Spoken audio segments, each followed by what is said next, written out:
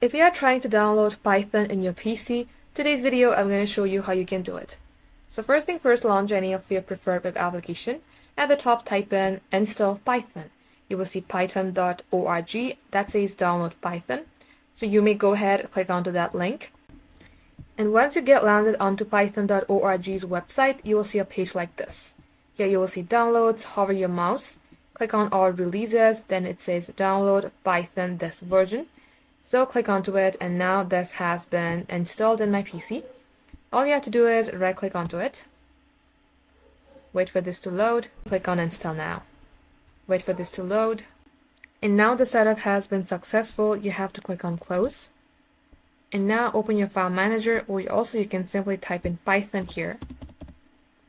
And likewise, run it as an administrator and use it however you would like.